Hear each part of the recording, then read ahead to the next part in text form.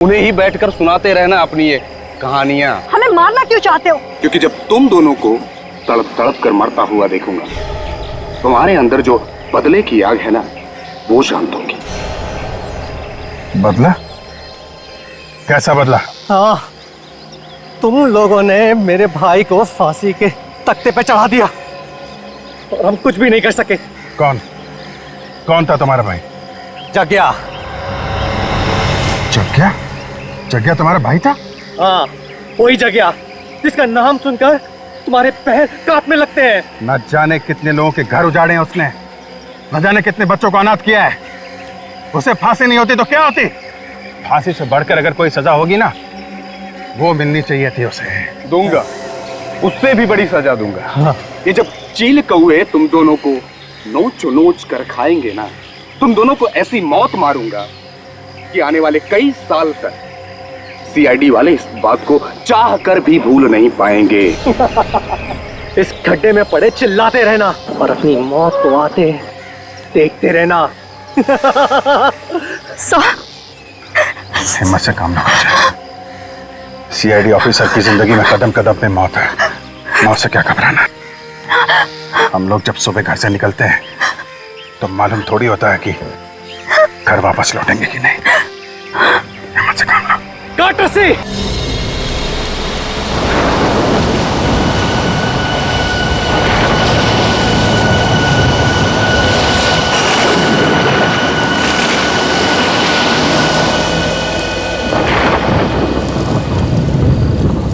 अभिजीत, ये गगन अब तक आया कैसे नहीं? पहले तो ऐसे कभी नहीं हुआ। पता नहीं सर, फोन करके उसने बोला था कि बहुत अर्जेंट काम है, अभी आके मिलो। काम तो वैसे जरूरी होगा, वरना ऐसे नहीं बुलाता हुआ। हाँ सर, जब भी फोन करके बुलाया है कुछ काम की खबर दी है उसने। है खबरी, लेकिन बड़े काम का आदमी है। सर इसीलिए तो छूट दे रखी है अपराधियों के साथ रहने की, नहीं अब तक तो जेल में होता। यहीं पे बुलाया है ना उसने? हाँ सर, यही जगह बताई थी। ज्यादातर इसी जगह पे आके मिलता है हमसे।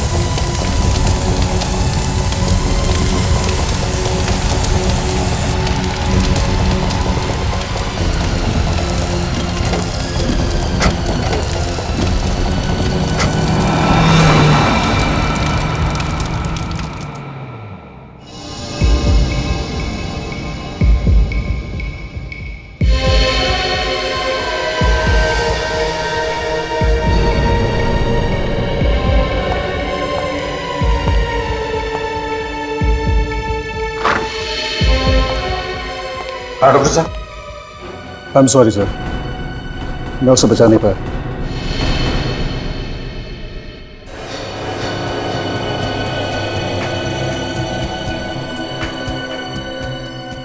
लेकिन डॉक्टर साहब, जब हम इसे यहां लेकर आए थे तब तो ये जिंदा था ना? नहीं सर, इसकी मौत पहले ही हो चुकी थी। हार्ट ने काम करना बंद कर दिया था। शरीर गर्म था, इसलिए हमने कोशिश की शायद बच जाए।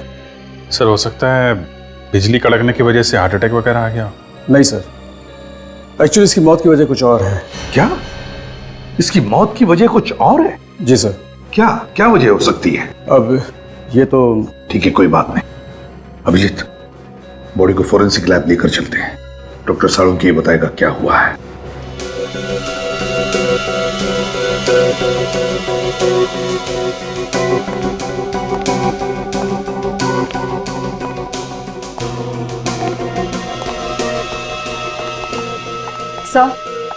सर अगर आसमान से बिजली इसके ऊपर गिरती तो इसके सिर्फ हाथ और पैर ही क्यों जलते?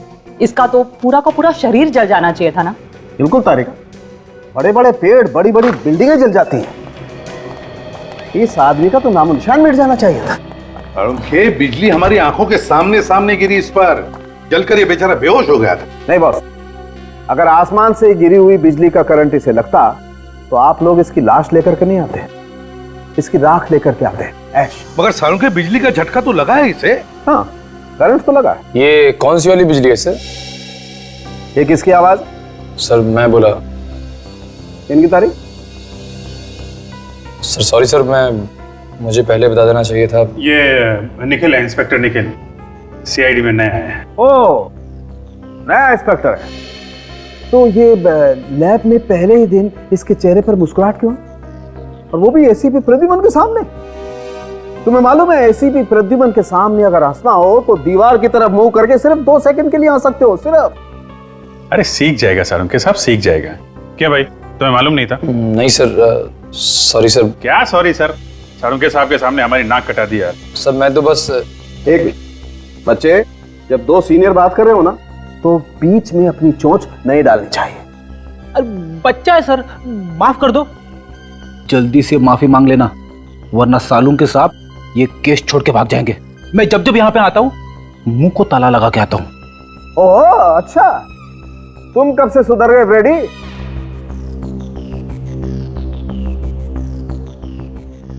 सॉरी सर, आगे से गलती नहीं होगी।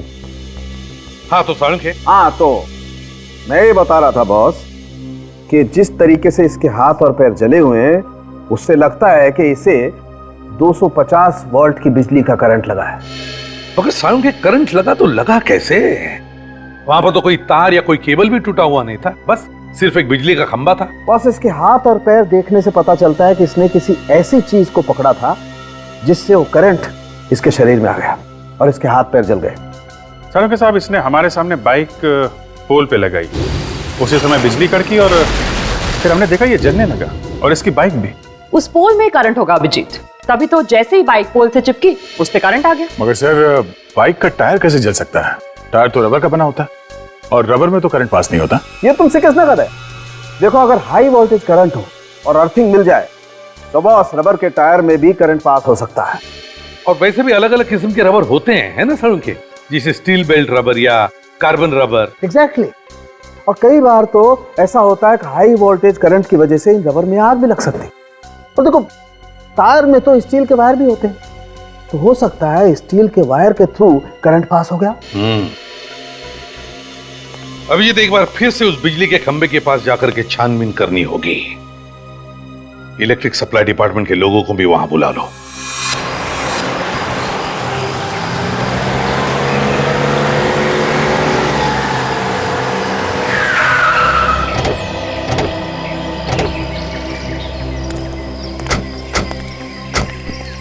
बुला जाओ जल्दी, चेक करो खंबे को। सर पोल में करंट आ रहा है। जरा बाइक चेक करो। सर बाइक में भी करंट आ रहा है। पर गगन ने जैसे ही बाइक पोल पे लगाई होगी, करंट बाइक पे आ गया, और उसके बाद जगन को करंट लग गया। जरा ये जंक्शन बॉक्स खोल कर देखो।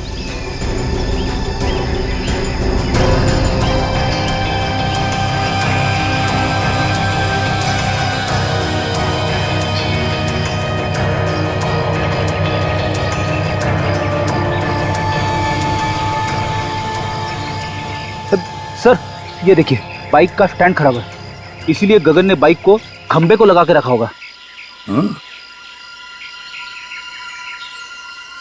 सर ये देखिए, ये वायर कटे हुए हैं और पोल से जुड़े हुए हैं सर। इसका मतलब है कि जानबूझ के काटा है, और ये खून है सर। खूनी जानता था कि ये गगन हम लोगों से हमेशा यहीं आके मिलता है।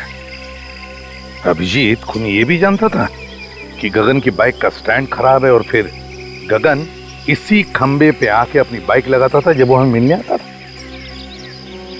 हो सकता है सर, शायद खूनी अच्छी तरीके से जानता हो गगन को।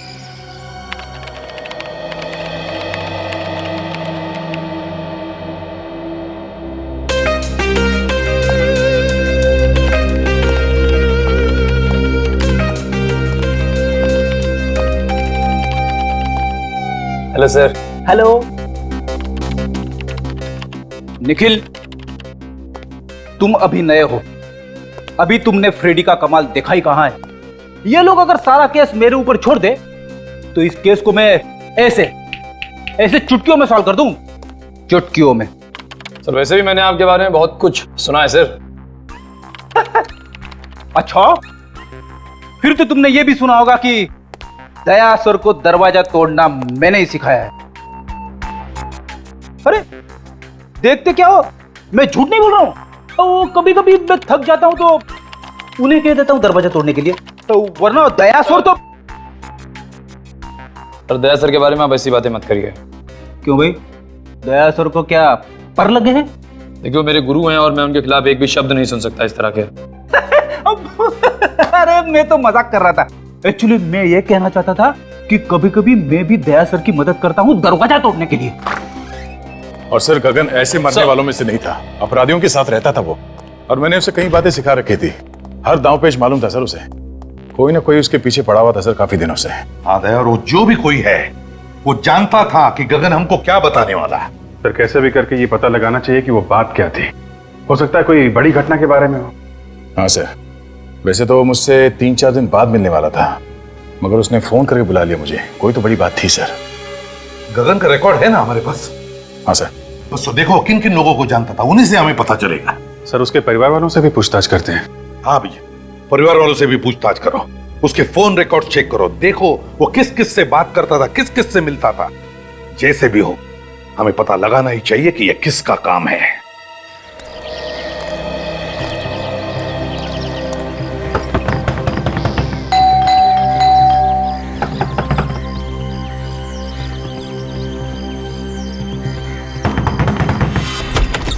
क्या है? हाथों में चींटियां हैं क्या? काहे को बार-बार दरवाजा खटखटा रहे हो? वो गगन यहीं पे रहता है ना? हाँ यही रहता है, लेकिन घर पर नहीं है वो।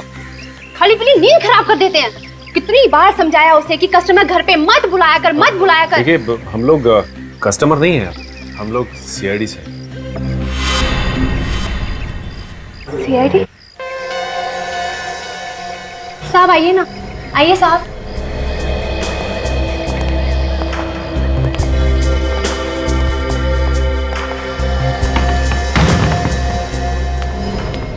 अब क्या हुआ साहब?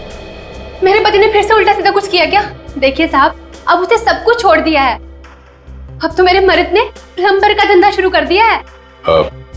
हमें मालूम है। तो फिर क्या हुआ साहब?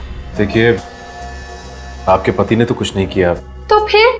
वो बताइए ना क्या किया मेरे मर्द ने? आपके पति की मौत हो गई, किसी ने खून कर दिया उसका। बेहोश हो गई, पानी लेकर निक जल्दी।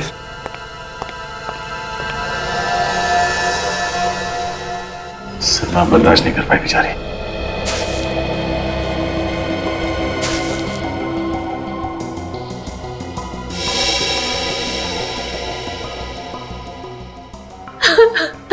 देखिए जो कुछ होना था वो हो गया। गगन की मौत का हमें भी बहुत दुख है। खबरी था वो हमारा।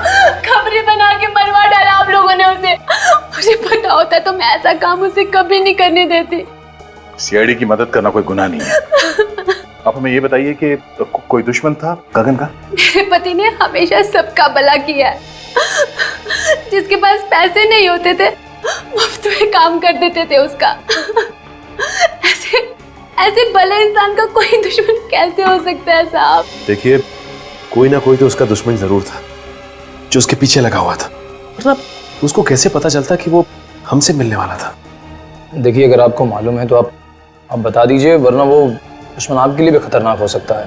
मैंने कहा ना ऑफिसर, उनका कोई दुश्मन नहीं हो सकता। अच्छा, आप पिछले कुछ दिनों में कोई मिलने आया था उसे? देखिए प्लीज आराम से सोच के बताइए। कोई ऐसा आदमी उससे मिलने के लिए आता था जिस पे आपको शक हो? नहीं साहब, घर पे तो कोई नहीं आया था, लेकिन हाँ गगन कैरम क्लब जाते थे और पिछले 5-6 दिन पहले जब वो कैरम क्लब गए और वहां से लौटने के बाद कुछ टेंशन में लगे मुझे। टेंशन? किस बात की टेंशन थी उसे? मैंने पूछा उनसे कि क्या हुआ, मुझे बताइए, लेकिन उन्होंने कुछ नहीं बताया। बस कहा कि टेंशन है। बहुत जल्द सीआईडी से मिलना पड़ेगा। ये कैरम क्लब कहाँ पर है? हाँ जी, ये गगन के नाम से ही फोन है। मिल गया रिकॉर्ड? हाँ तो आप मेल कर दीजिए ना। या थैंक यू वेरी मच।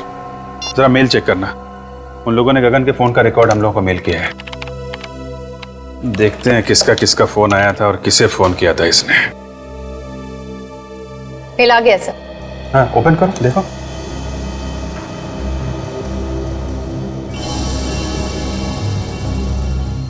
ये नंबर तो, ये देखा, कई बार फोन आया इस नंबर से। हाँ सर, 20 बार आया है। 20 बार? हाँ दया, क्या खबर? क्या बोला गगन की बीवी ने? अच्छा, 6 दिन पहले कैरम क्लब से आया तो टेंशन में था। ओके, हाँ फोन रिकॉर्ड चेक कर लेता हूं। नहीं वो मंगा लिया मैंने। या ओके 6 दिन पहले ऐसे फोन आया था, उसके बाद से काफी टेंशन में था। 6 दिन पहले किसका फोन आया था? ये तो वही नंबर है जहां से 20 बार फोन आया था। जरा पता करो किसका नंबर है।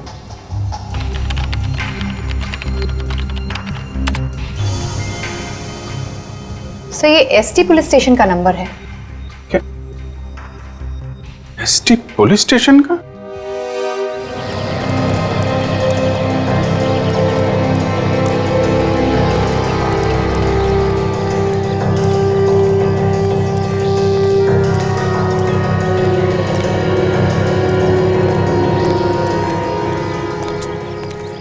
भाई, अरे रामू, बैठा था आप लोगों को। हम लोग यहाँ खेलने के लिए नहीं आए, एक खिलाड़ी के बारे में कुछ जानकारी लेनी है। किस खिलाड़ी के बारे में पूछना है सर? गगन के बारे में। गगन भाई, हाँ वो आता तो है लेकिन आज नहीं आया है। कोई काम हो तो बताइए, आएगा तो मैं बोल दूंगा उसको। वो अब कभी नहीं आएगा यहाँ। कैसी बातें कर रहे हो साहब? कौन है आप लोग? हम लोग सीआईडी से। सीआईडी? हाँ, गगन का किसी ने खून कर दिया। गगन भाई का खून कर दिया किसी ने? यहाँ उसके दोस्त कौन कौन है? डैनी और काका। इस वक्त कहाँ मिलेंगे दोनों? मिलेंगे कहाँ साहब? नहीं है। आइए सर। डैनी, काका, सीआईडी वाले आए हैं आपसे मिलने। सीआईडी हमसे मिलने क्यों आई है? हाँ, हमने क्या किया? हमें गगन के बारे में कुछ जानकारी चाहिए थी। सर से जो पूछ रहे हैं साहब उसी से पूछो ना। जा गगन को उसके घर से बुला के ला। किसी को कहीं जाने की जरूरत नहीं है, जो कुछ पूछा जाए उसका साफ साफ जवाब दो बस। अच्छा ये बताओ कि तुम दोनों गगन के अच्छे दोस्त हो ना? जी हाँ। गगन अभी कहाँ है मालूम है? नहीं सर। देखो कल रात किसी ने गगन का खून कर दिया। खून? गगन का? किसने किया सर? 6 दिन पहले गगन तुम लोगों के साथ यहाँ पे आया था। 6 दिन पहले? हाँ, 6 दिन पहले वो हम लोगों के साथ यहाँ पे आया, लेकिन हम लोगों के साथ यहाँ से गया नहीं था। तो फिर किसके साथ गया? अपने किसी और दोस्त से मिलने के लिए बोल रहा था वो। ये तुम दोनों के अलावा उसका नया दोस्त कौन आ गया? साहब हम लोगों के अलावा कौन सा नया दोस्त है हमें तो नहीं मालूम, पर हाँ हम लोगों के चले जाने के बाद वो काफी देर तक यहीं बैठा था। उसके बाद सर उससे कौन मिला, क्या हुआ, कुछ नहीं पता सर। अच्छा ये बताओ कि तुमने यहाँ पे गगन से मिलते हुए किसी को देखा क्या? आप मिलते हुए नहीं देखा मैंने भी, काफी देर तक बैठा रहा यहाँ पर। अच्छा उसका यहाँ पे किसी के साथ झगड़ा था? हाँ सर था। जीतू और गगन में आपस में नहीं बनती थी, 36 का आंकड़ा था साहब। जीतू कौन है? सर हमने उसका नाम तो सुना है सर, लेकिन हम जानते नहीं कि कौन है वो। मैं जानता हूँ सर जीतू को, कई बार मेरे सामने झगड़ा हुआ है उन दोनों का। जीतू ने धमकी भी दी थी जान से मारने की गगन को। सर कहीं जीतू ने तो नहीं? ये जीतू कहाँ रहता है, जरा उसका एड्रेस है ना? सर बोरीवली में कहीं रहता है। सर आप लोग यहाँ क्या हो सर? गगन नाम के आदमी को जानते हो? गगन? हाँ, ये उसकी फोटो है। नहीं सर, इस आदमी को मैंने पहले कभी नहीं देखा। इस गगन को यहाँ से इस पुलिस स्टेशन से कई बार फोन किए गए हैं। यहाँ से? हाँ। आप में से किसी ने गगन नाम के किसी आदमी को फोन किया था? नहीं सर। गगन के फोन रिकॉर्ड में यहाँ का फोन नंबर है। फोन तो यहीं से किया गया है। पता नहीं सर। सर याद कीजिए, कोई बाहर का आदमी हो सकता है। यहाँ तो बहुत लोग आते जाते हैं। जी नहीं सर, बाहर का कोई भी आदमी फोन को हाथ नहीं लगा सकता। फिर तो कोई यहीं का आदमी है जो खूनी के साथ मिला हुआ है। अगर तुम में से किसी ने गगन को कॉल किया है या उसके बारे में कुछ भी जानते हो तो मुझे बता दो, अभी भी वक्त है। नहीं सर, हमने नहीं किया। नहीं सर, मैंने फोन नहीं किया। तुम जा सकते हो। सर ये तीनों नहीं बढ़ते हैं, मुझे उन्हीं पे शक था। कोई बात नहीं, अगर कुछ पता चले तो हमें बता देना। Okay sir. तो बिना फोन किए तो नंबर आएगा नहीं, और ये लोग कह रहे हैं फोन नहीं किया। अभिजीत, फोन यहीं से किया गया है। अब किसने और कैसे, वही देखना है।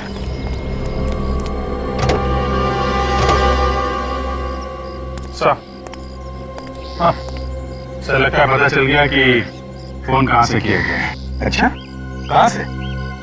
वो देखिए सर, ये जंक्शन बॉक्स पुलिस स्टेशन के बिल्कुल पास में है।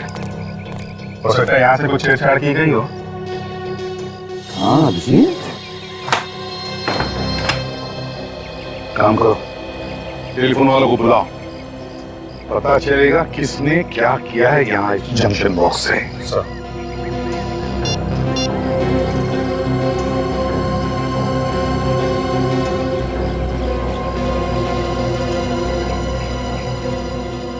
इस एरिया के सारे टेलीफोन लाइंस इसी जंक्शन बॉक्स में जुड़ी हुई हैं। हाँ सर। जरा पुलिस स्टेशन की लाइन चेक करो, देखो किसने कुछ छेड़छाड़ किया है क्या।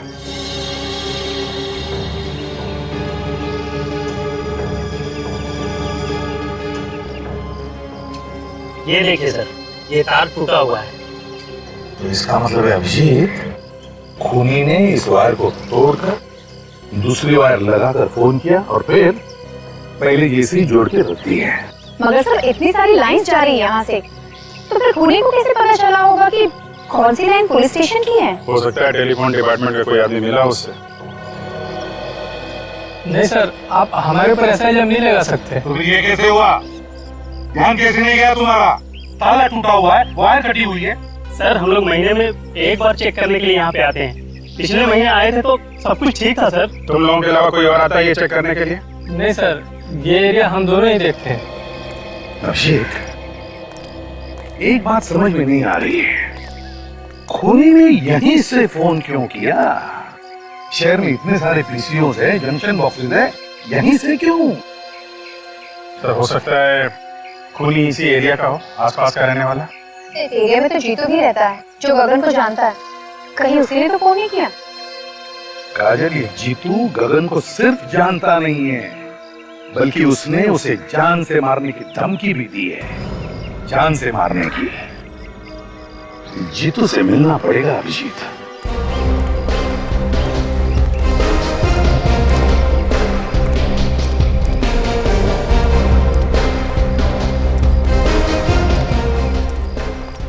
ये अरे दादा, ये जीतू यहीं पे रहता है ना? हाँ यहीं रहता है क्या वो घर पे? क्या मालूम होगा, जाके देख लो।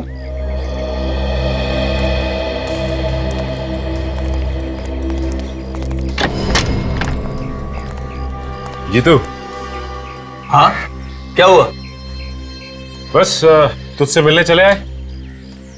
आप लोग हैं कौन? तेरे दूर के रिश्तेदार हैं, तुझे साथ ले जाने आए हैं। अरे भाई साफ साफ बताओ, कौन हो तुम लोग? सीआईडी। सीआईडी? हाँ।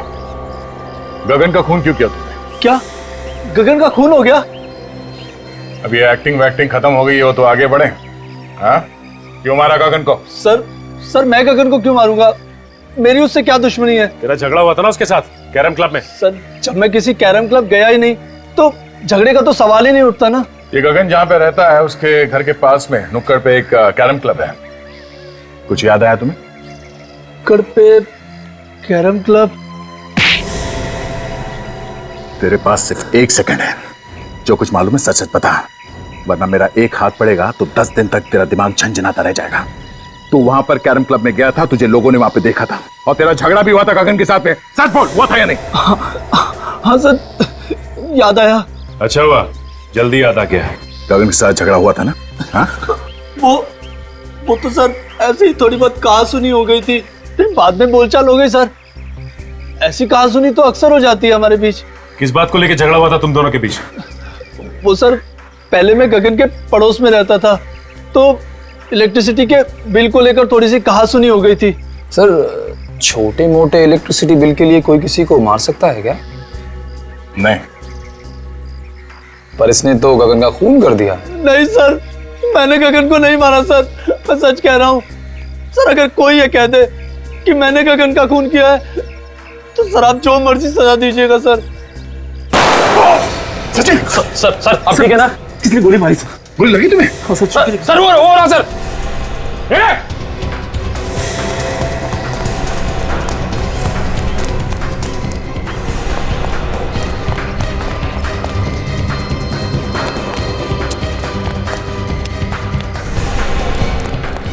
देखो तुम यहां से जाओ।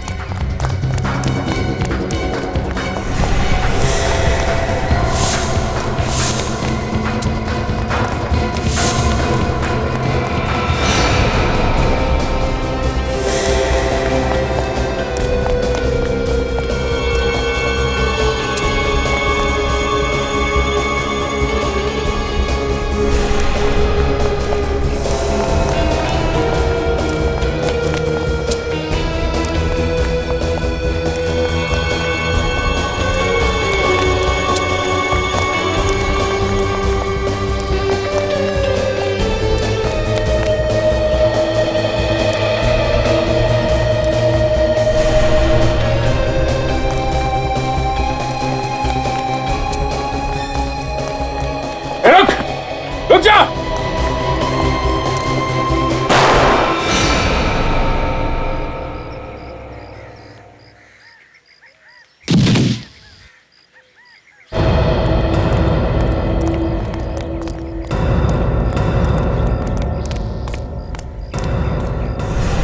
पलटो इसे।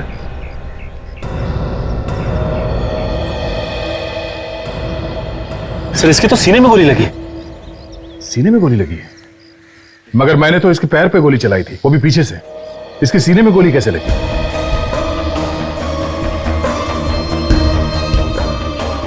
हाँ सर, अगर पीछे से गोली लगी होती तो इसकी पीठ में कहीं कोई निशान होता, लेकिन पीठ में कोई भी निशान नहीं। सचिन, किसी ने सामने से गोली चलाई है। देखो आसपास कोई छुप के बैठा है क्या? जल्दी।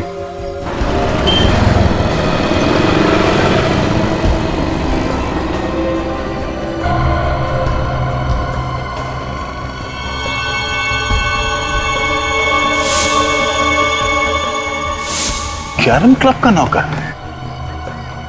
ये कैरम क्लब का नौकर जीतू को क्यों मारना चाहता था? जीतू, गगन और नौकर, 3 लोग।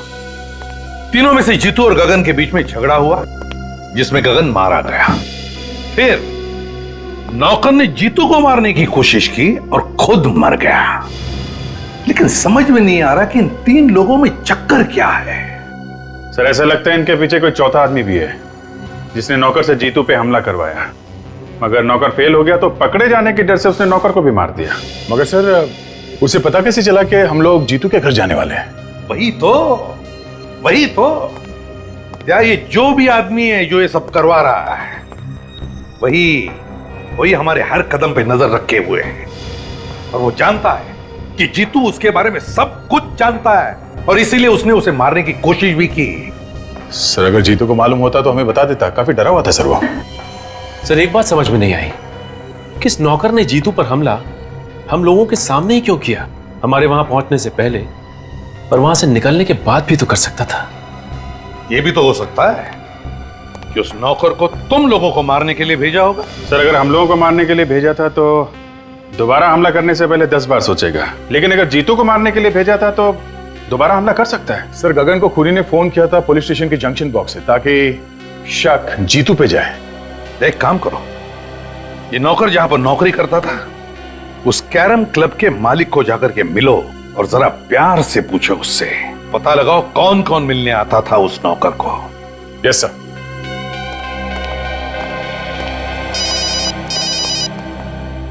हेलो,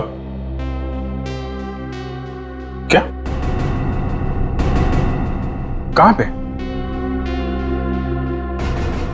ठीक है, हम लोग आते हैं। क्या हुआ अभिजीत? सर, ढलान रोड पे एक लाश पड़ी हुई है। लाश? जब तुम्हारा नौकर तुम्हारी आंखों के सामने इतनी गड़बड़ कर रहा था तो तुम्हें भी कुछ मालूम होगा ना? हाँ? मिला हुआ है नौकर के साथ ना? तू भी धंधे की कसम साहब, वाकई मुझे उसकी करतूतों के बारे में कुछ नहीं मालूम साहब। जब तुम्हारा नौकर यहाँ पे 24 घंटे पड़े रहता था तो मालूम कैसे नहीं? नहीं साहब, 24 घंटे तो नहीं रहता था, कभी कभी बाहर घूमने फिरने भी तो जाता था।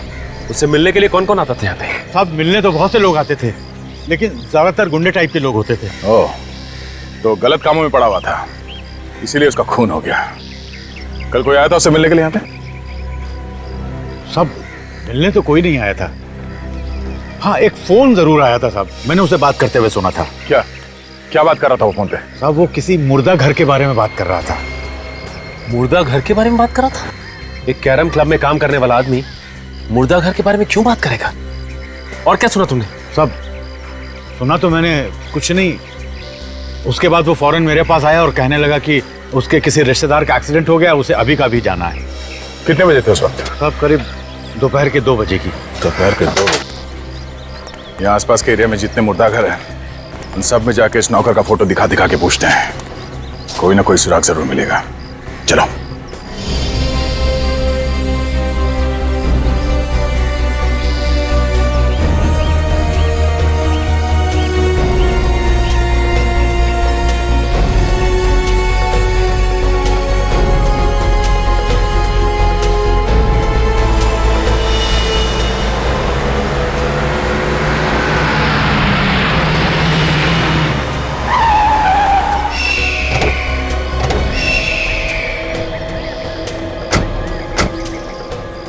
जिसे फोन किया है वो भाग गया है।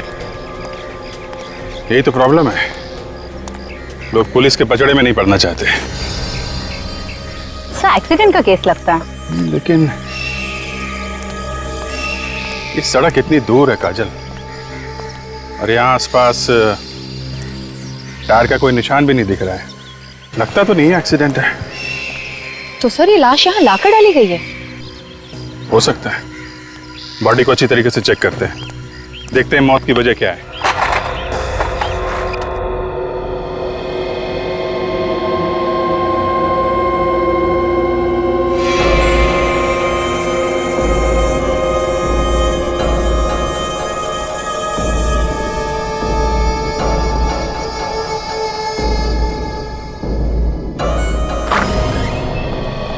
सर, तुम यहाँ के इंचार्ज हो? जी, मैं यहाँ की देखभाल करता हूँ। और आप लोग? हम लोग सीआईडी से। आप लोगों को भी पता चल गया उस लाश के बारे में? लाश के बारे में? हाँ, आप उसी लाश के बारे में पूछताछ करने आए ना जो चोरी हो गई? चोरी हो गई थी? हाँ, चोरी हो गई थी, उसी के बारे में। साहब मेरा विश्वास करो साहब, मुझे पता नहीं साहब वो अचानक लाश कैसे गायब हो गई। लोग झूठ बोल रहे हैं साहब कि लाश मैंने चुराई है। मैं लाश क्यों चुराऊंगा साहब? तो फिर किसने चुराई लाश? मुझे पता नहीं साहब। पता नहीं मतलब? इस जगह की देखभाल तुम ही करते हो ना, तो तुम्हें कैसे नहीं पता? सर कोई इसको बेहोश करके लाश को चुरा कर ले गया।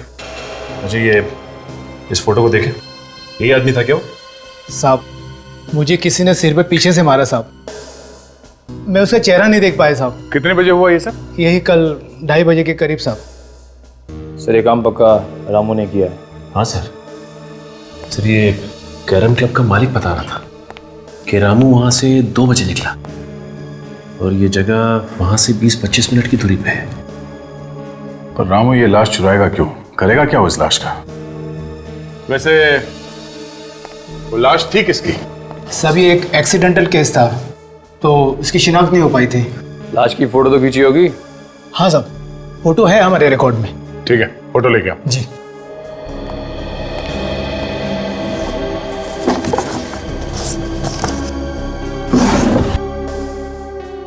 सभी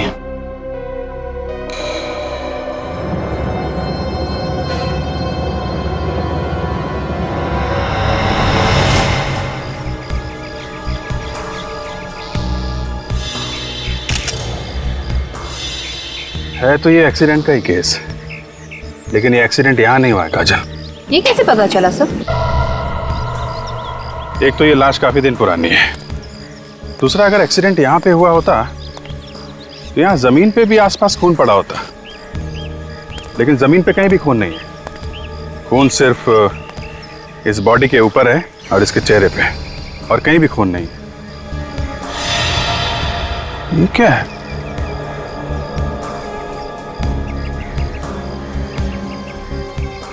अंगूठे में धागा?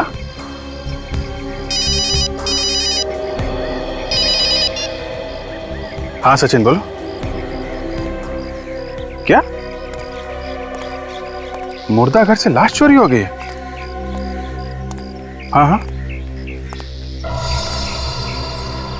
एक मिनट जरा ये लाश का हुलिया बताना। हाँ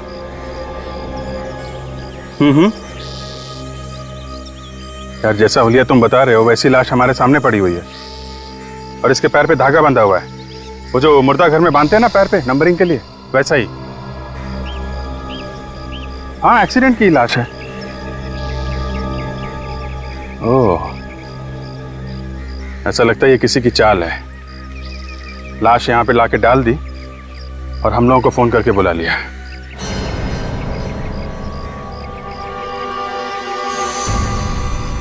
हेलो हेलो अभिजीत साहब।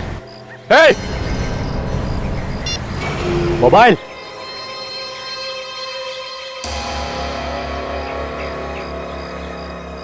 तुमने ठीक पहचाना ऑफिसर, ये हम लोगों की चाल थी जो काम कर गई। मगर मैंने इससे पहले कभी नहीं सोचा था कि सीआईडी वाले इतने बेवकूफ होंगे जो इतनी आसानी से चाल में फंस जाएंगे। फोन कट गया तो फिर से लगाओ ना, फिर से ट्राई करो, नेटवर्क का कुछ प्रॉब्लम हो सकता है। सर अब तो नंबर स्विच ऑफ आ रहा है। मोबाइल स्विच ऑफ है? सीआईडी वालों के कान में खुजली करेगा, मालूम है अंजाम क्या होगा? अंजाम अंजाम छोड़, और तू ज्यादा से ज्यादा करेगा क्या? गुदगुदी करेगा? चल कर लेना। मजा आता है। जब कीदड़ की मौत आती है तो वो शहर की तरफ भागता है। तुम लोगों ने अपनी मौत को दावत दे दी है। सर काजल का फोन भी बंद आ रहा है। क्या दोनों का फोन एक साथ बंद है? तो कुछ और ही चक्कर लगता है। अभिजीत सर भी कह रहे थे कि इन सब के पीछे कोई चाल है। सर कहीं अभिजीत सर और काजल की जान खतरे में तो नहीं है? निखिल, सीआईडी ऑफिसर्स की जान हमेशा ही खतरे में होती है।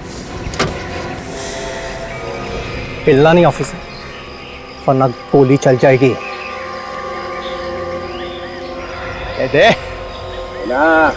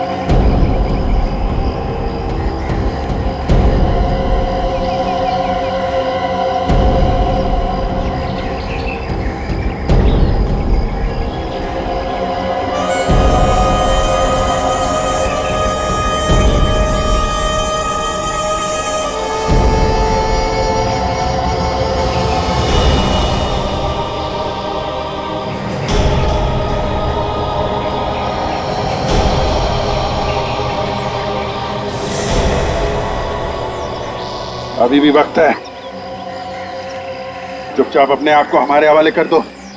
बंद करो ये सब नाटक, समझे? तेरे मरने का टाइम आ गया, लेकिन तेरा भाषण देना अभी तक बंद नहीं हुआ ना। ऊपर जब ऊपर जाएगा ना तू, तो वहाँ तुझे बहुत सारे चोर लुटेरे मिलेंगे, उन्हें ही बैठकर सुनाते रहना अपनी ये कहानियां। हमें मारना क्यों चाहते हो? क्योंकि जब तुम दोनों को तड़प तड़प कर मरता हुआ देखूंगा, तुम्हारे अंदर जो बदले की आग है ना, वो शांत होगी। बदला? कैसा बदला? हाँ, तुम लोगों ने मेरे भाई को फांसी के तख्ते पे चढ़ा दिया और हम कुछ भी नहीं कर सके। कौन कौन था तुम्हारा भाई? जग्या। जग्या? जग्या तुम्हारा भाई था? हाँ, वही जगह जिसका नाम सुनकर तुम्हारे पैर कांपने लगते हैं। न जाने कितने लोगों के घर उजाड़े हैं उसने, न जाने कितने बच्चों को अनाथ किया है। उसे फांसी नहीं होती तो क्या होती? फांसी से बढ़कर अगर कोई सजा होगी ना, वो मिलनी चाहिए थी उसे। दूंगा, उससे भी बड़ी सजा दूंगा। हाँ। ये जब चील कौए तुम दोनों को नोच नोच कर खाएंगे ना, तुम दोनों को ऐसी मौत मारूंगा कि आने वाले कई साल तक सीआईडी वाले इस बात को चाह कर भी भूल नहीं पाएंगे। इस गड्ढे में पड़े चिल्लाते रहना और अपनी मौत को आते देखते रहना।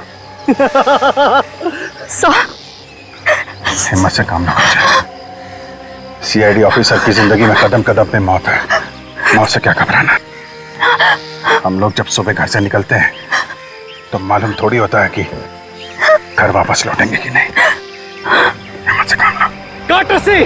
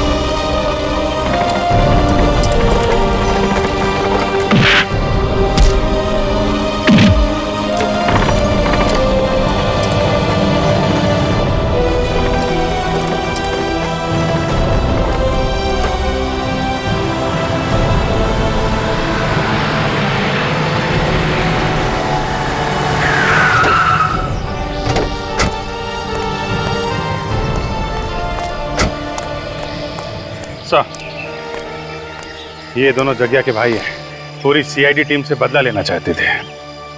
सीआईडी वालों से बदला? कभी सपने में भी मत सोचना, समझे? अब जेल में बैठकर बदला लेना अपने भाई की मौत का। तुम दोनों को तो फांसी होगी, फांसी।